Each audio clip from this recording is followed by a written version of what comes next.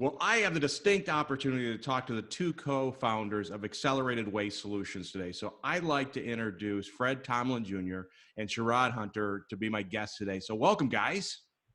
Thank you. Thank you. Pete. Happy to be here today. Oh, I am so excited to talk. I was prepping for our conversation, and what an amazing business you guys have created. So let's go back a little bit. I want to find out first a little bit about each of you. So if you could just kind of tell me a little bit about your backgrounds, that would be awesome.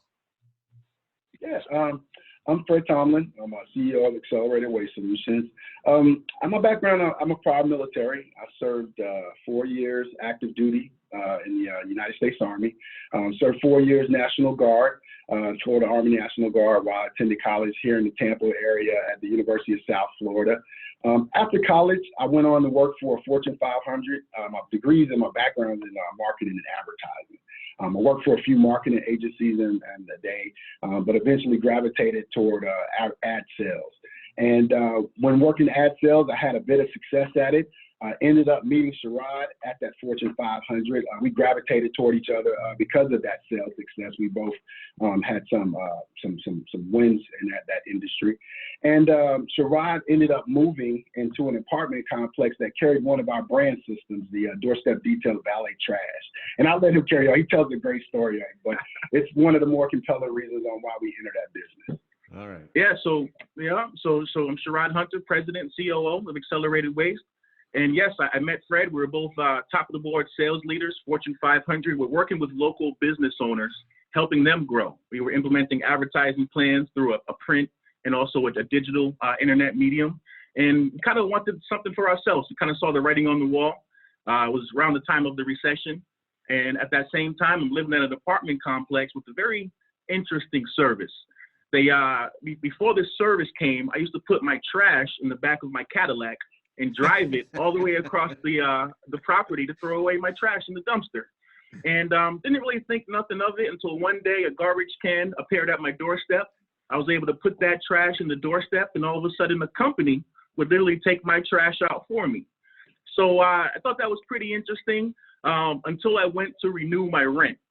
They tried to charge me extra money, and then a huge light bulb went off. I started pulling out my calculator. There was about 400 units in the property, and they're charging me $30 extra a month. I said, oh, okay, something's going on here. So at that point, I understood the opportunity for me to get into something myself. I thought I could actually provide a better service, but I also saw the win-win in that opportunity. And so, hey, what better person to speak to but Fred, top of the board sales leader at my company, and that's kind of how things started. Oh, that is an awesome story. I love the Cadillac and taking your trash to the dumpster. That is just wonderful. So you started 11 years ago. Which business did you start out with? Which one was the first one? Well, believe it or not, when Sherrod had that light bulb go off, we thought we were going to be hot shot. We were hot shot sales leaders. We were already selling B2B. We thought it'd be nothing to go out to these apartment complexes, speak to a property manager, and sign a long-term agreement. We figured out the business system, which is signing long-term contracts, 3 to 5 year contracts with apartment complexes to offer this service, generally 5 days a week. The big caveat to it is, like Sherrod told you, the property managers charge residents a price point above and beyond that of what they get charged by the vendor. And then they keep that price difference as a profit. The net operating income then increases for the property. So win for them. There's, of course, the win for the convenience factor for the residents. And then, of course, there's the win for us as a company. But that said, we went out, tried to go sell these contracts, and to be honest with you, Pete, we failed at it miserably. Going out, we were trying to do it part-time while we kept our jobs, knocking on doors in between our sales calls. And what the long or the short was that we didn't have a legitimate business. These were multi-million-dollar assets that we were asking to occupy our business on, and people needed to understand they were dealing with a legitimate, reputable, credentialized company. And also in the apartment industry, it's a very relationship-driven business. Sometimes these, believe it or not, multi-million-dollar assets might exchange hands just on a handshake. And so these are families that know each other, also trusted investors that are really taken care of when they're thinking about the type of vendor that they want to put on site. And so we had to ingratiate ourselves and start to build those relationships. But in the meantime, we needed to make a buck. And so our expertise was in SEO, website building. As Sherrod had told you, we threw up a website. We said our name at the time was Tampa Bay Trash. We thought we'd be a little bit ubiquitous. We throw up junk removal and any other waste services that would call our phone. Eventually, somebody called us to come pick up I think it was a basketball goal and some other material. And we did it. We didn't even have a truck at the time. We called a friend, borrowed my friend's borrowed pickup truck, satisfied the junk. You should have seen Sherrod with the check. I think he held it like it was a newborn baby. I called to verify the funds. Before we deposited the check. So, but fast forward, the phone kept ringing. We eventually got a truck, and junk removal started to become our mainstay. Like Sherrod told you, we kind of got started in the birth of the recession, the Great Recession. And believe it or not, in the waste industry, calamity is sometimes our fortune. And those foreclosures gave us an abundance of work. We ended up in our heyday doing something like I think 300 to 400 homes a week in terms of cleanouts. That's how bad the foreclosure crisis got here in the state of Florida. But that said, that did give us a launch pad for our businesses. We eventually knocked on the door for those apartment complexes and asked them, could we pick up those couches and mattresses instead? And believe it or not, they didn't have much problem with us going to get the couch and the mattresses, cleaning out the apartment units. And while we ingratiate ourselves to that business, they eventually gave us those relationships and the time to build that relationship to eventually signed our first valet trash contract and opened up the door to that service. Oh, wow. How exciting, and I always love to hear entrepreneur stories. I grew up in an entrepreneur family, and it's, you struggle, right? I remember the good times and bad times. My dad just decided to have a car dealership during the recession in the late 70s, early 80s, right? Oh, wow. So my dad would, at a young age, have me repossess cars. So I knew he cared about my safety a lot. So all right, let's take a step back. Let's talk a little bit about the Junk Shot app, because really that is your core business. That was your core business that really got you guys off the ground. So I know, and I've owned a junk removal franchise, owned the master rights to 3 states for a competing concept. So my first question is, a lot of people playing in the space and even more established, been around for a very long time. You can even say there's somebody that created the segment. So what separates you guys from all the other junk removal franchises out there? Sure. Well, when we were doing the junk removal, again, starting from a borrowed pickup truck to a bigger truck to a bigger truck, I'm literally the guy in the truck answering the phone and doing the jobs, right? So people would call and say, okay, well, how much is it going to be to remove my pile? I have this, this, and this. And based on their description, I would pretty give them a confident quote about what it would be. And then when I would arrive on site, they didn't know that I was the guy that they were talking to on the phone, right? They would say, well, this guy told me it was going to be this much. And I'm thinking, well, you told me it was going to be this much. And so, again, we had sales skills, customer service skills, so we were still able to fulfill and set those expectations. But time after time of customers saying, hey, you guys are just like the other guys. You told me a price to get me out, and now you changed it. And so instead of being combative, we had to really think about how to solve that problem. And through just constant communication and talking, we discovered, there's got to be an app for that. If we can actually see, what we're removing, we can easily set the expectations, to our customers. So that's how the Junk Shot app was birthed. At first, it was even a little bit of a marketing ploy, if you will, because we would say, hey, next time download our app. If you feel that way, you can download our app.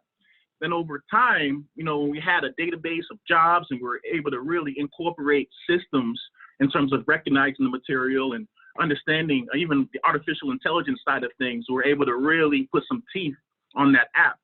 And then over years, it turned into a patent. We have a 20-year runway now with the patents of the systems and the methods used to identify an object to give a quote, to give an accurate really instant quote.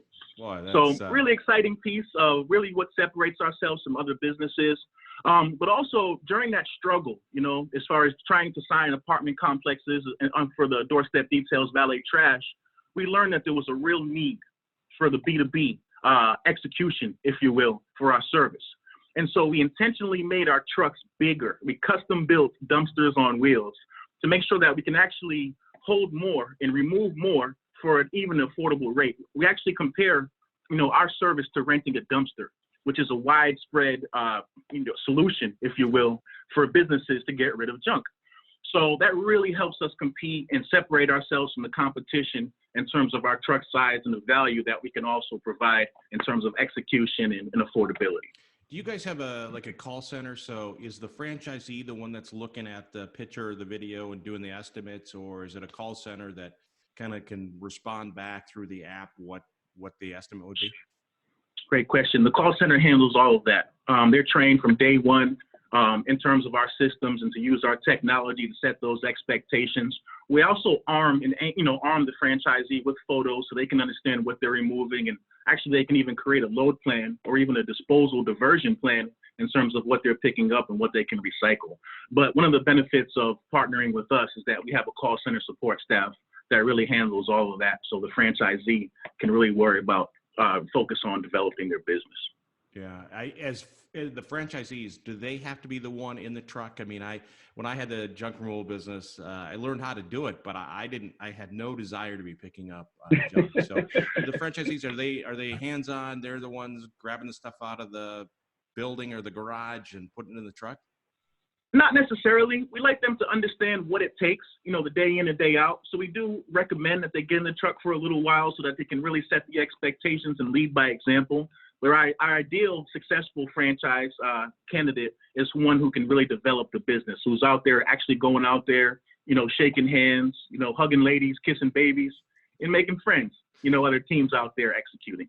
Awesome. Yeah, no different than, I was just saying, different than you need to understand how to flip the burgers at McDonald's, but you're not expected to do them all the time. We've got that same expectation in training. Got it. So your franchisees, they have to be involved in the business full time, but they don't have to be the person necessarily doing it. So they're not buying themselves a job. They're building and growing a business. Absolutely. Absolutely. We want to train them and teach them to build an empire. Like Fred said, the business, because we're so B2B driven, it's very relationship heavy. And once you get the ball rolling, we want that success to compound, if you will. And you guys scale the business? Is it, you're scaling it by trucks? I mean, that's how. So what's the average franchisee once they're mature? How many trucks are they running? How many crews? It can run a good 3 trucks in the market is really will help them get successful. Generally 2 guys per truck. That's going to get you around that 7-figure range quickly, 2 to 3 trucks. And, it really compounds very, very quickly through relationships, especially the business-to-business relationships that we have. Yeah, that's awesome. And speaking of relationships, I know it is a relationship business, but from your standpoint, a lot of noise out there, other companies doing it. You've got your app that nobody else can really duplicate at this point. So you got a good runway, but how do you guys help the franchisees market to get the business? Yeah, we do a great job. Like Sherrod told you, we're hyperly focused on the B2B market. And so we target primarily the apartment industry because it has synergies with our other brand. But there's other targeted industries that we focus on, everything from storage facilities, realtors and real estate, commercial real estate to some degree, as well as waste consultants, which is another big piece of our business. Waste consultancy is a kind of a ghost industry that you may be prevalent on owning a junk removal franchise. But just like the restoration industry has are fed leads, so to speak, from insurance claims, the waste consultancy works in a similar fashion in which these commercial entities or commercial assets hire these waste consultants to manage their waste across multiple different assets. And then they hire companies like us to do niche waste removal for those different assets. And so we're very entrenched with pretty much the top 5. And there's dozens of these waste consultants, hundreds rather, across the country. But again, there's quite a few that manage REITs, property management, real estate trusts, and we focus primarily on those groups. We don't have to work as hard for the single family home consumer like a 800 Got Junk or a College Hunks hauling junk. Those are admittedly from their standpoint are marketing companies. And so they spend a lot to get a lot of leads that come in from that single family home consumer, where we stand out, hands bar none. We stand out, we solve a problem that goes well beyond each of those competitors. And as soon as you put our brand in front of each of those options, we're more than confident that we're going to get a phone call in consideration of both of those brands. So you found your white space a little bit more towards the commercial side opposed to the residential when it comes to junk removal. All right. You got it. Absolutely. All right. So here's the fun question. What is the craziest thing you guys have ever seen somebody want hauled away or that junk gone? Tell me a crazy story of junk removal. I mean, crazy. I mean, it gets from miles to wild, Pete. I'll tell you. You've heard of the hoarders, right? Yeah. So we've had the hoarders. We've had your typical hoarders with, a whole bunch of clothes throughout the property. We had one particular in our expansion into Dallas-Fort Worth.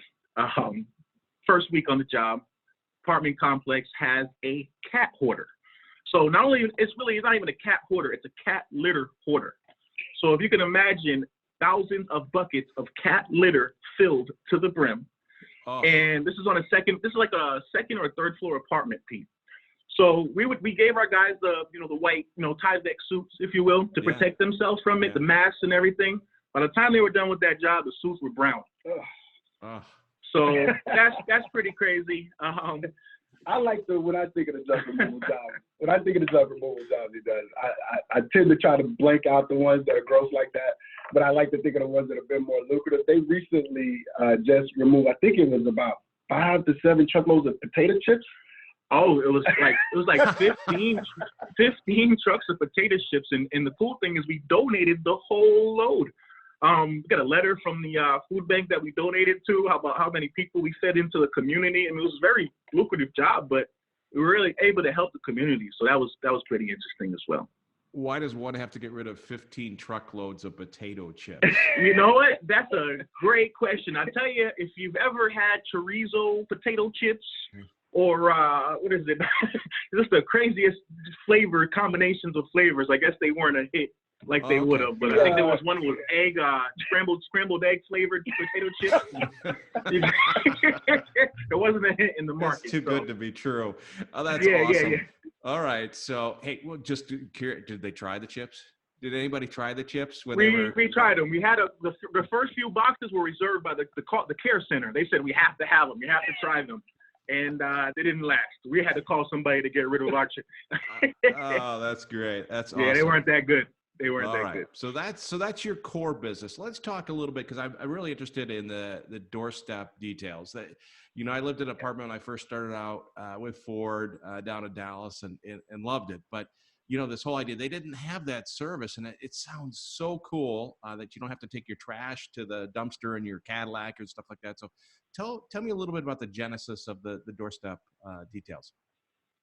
No, we actually started out here locally, signing our first account on valet trash services in the Tampa Bay area. Believe it or not, a decade or so later, we still have that same account, which is a testament to our service and our operational standards. But the service we operate to date across 20 states. We service tens of thousands of apartment doorsteps nationwide every single night.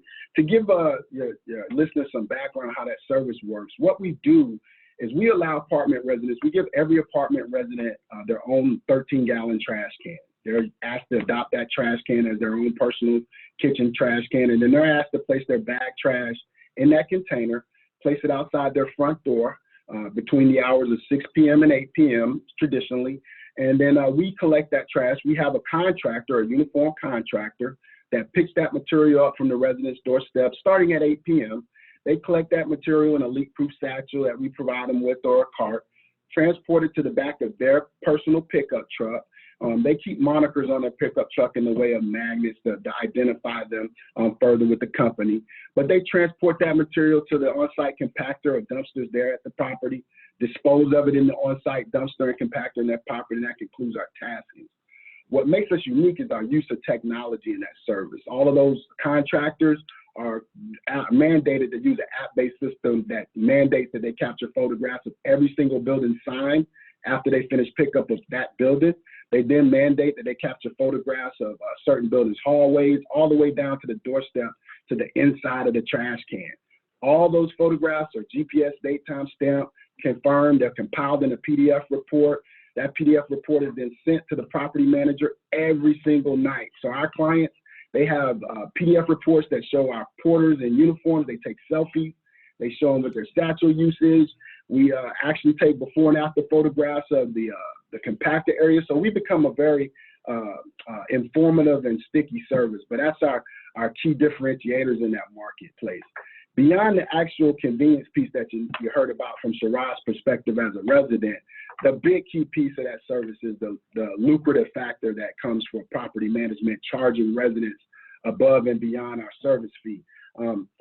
Property management or multifamily assets earn their income on net operating income, and they're valued on that net operating income. Anytime they can increase that net operating income, it actually increases the value of the asset.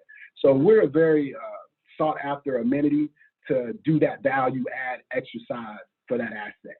So a lot of investors, property management groups, REITs, again, that waste consultancy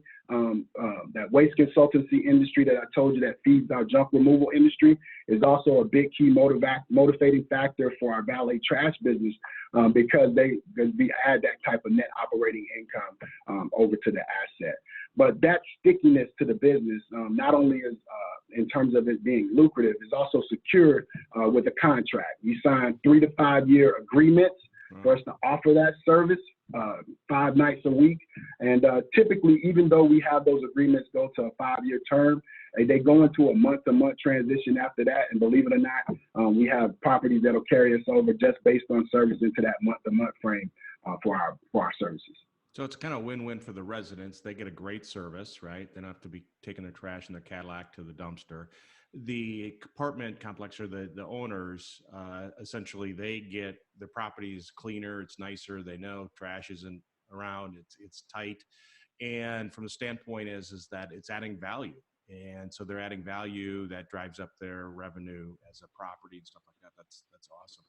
But what stops other people from doing this business? I mean, it seems like it's a pretty simple business, right? I mean, I've got somebody's got a pickup. I've got a guy or gal with a satchel, right? What's your competitive edge there? Well, you're right. It is the fact that it is an attractive business for somebody with a truck because of the recurring revenue, something that attracts most people to want to be in this business, the mailbox money per se.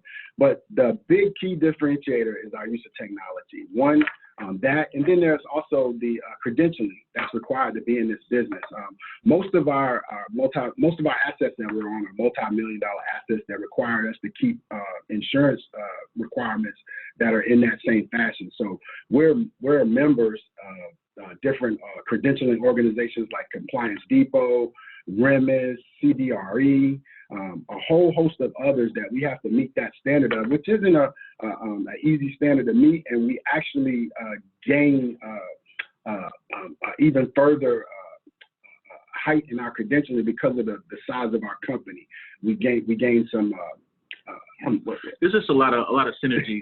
If you just think back to the fact that 2 top of the board sales leaders, right, who are successful with local businesses, took 2 years to sign their own first contract, you realize the importance of really being able to have a trusted name for yourself.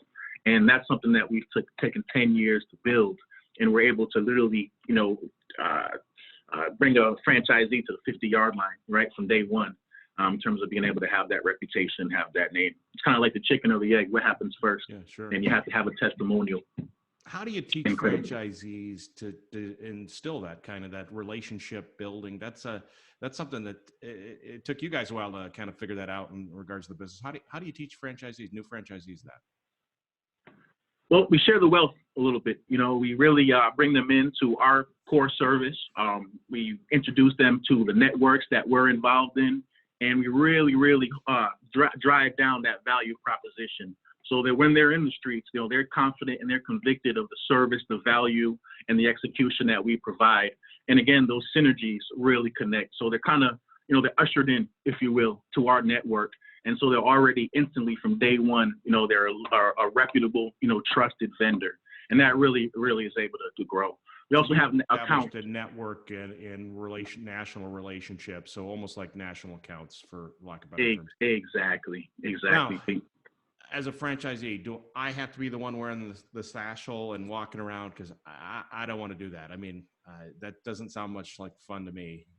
Oh, please. Yeah, that's the beauty in the Doorstop Details business system. We actually are handling all of that support for you. We're handling everything from the contractor screening, hiring that contractor. We're handling everything from the reporting, that technology that I told you that contractor is responsible for with the photograph reporting. We're reviewing those reports. We're sending those reports out to property management and the franchisee. So essentially, as a franchisee for our Doorstep Details Valet Trash brand, your biggest obligation is to initially train your contractor on site. Once you got them trained on site, you're essentially checking up on them at the need base of their activity. So if they're having issues on site, you want to be on site more. But if you've got a property that's running on a smooth pace and a contractor that's doing what they're supposed to be doing, you should be checking on them periodically, once a week, once every 2 weeks in terms of that oversight. That's great. And what's the craziest story as it pertains to the Doorstep Valet? Ooh, Doorstep. We're Model Wild. We operate at night, and we operate with contractors. I'm trying to think what's a good one. You caught me on the spot. Big snake inside the trash can. I was just about to say one of the bigger ones was we actually have a property that we were servicing. This is years ago. In an effort, because we service on different classes of property. So Class A through, if you know, multifamily properties. Class A is more luxury, all the way down to Class D, which you can imagine is a little bit more rough. We were servicing a Class D property out in the Miami area. I was training a porter staff on site, and we heard something what sounded like firecrackers, is what I hope was firecrackers. Yeah. It wasn't. It wasn't firecrackers. And in training 2 people, we had to continue with trash pickup on that property while we had some police handle some activity on site. But we did lose one of the porters, but believe it or not, the guy that actually lived up the street thought nothing of it. He kept moving on like it was nothing. I was actually ready to leave. He was like, "What are you talking about? Let's just get the trash picked up." And he kept it moving. So I try to tell people when we train people, everything's relative to where you live at and your own experiences, but it can get a little mild or wild. I got a little worried when you said, we lost a porter and you were talking about games. So I'm glad everything turned out okay. I think I would have been running the other direction. So, I tried.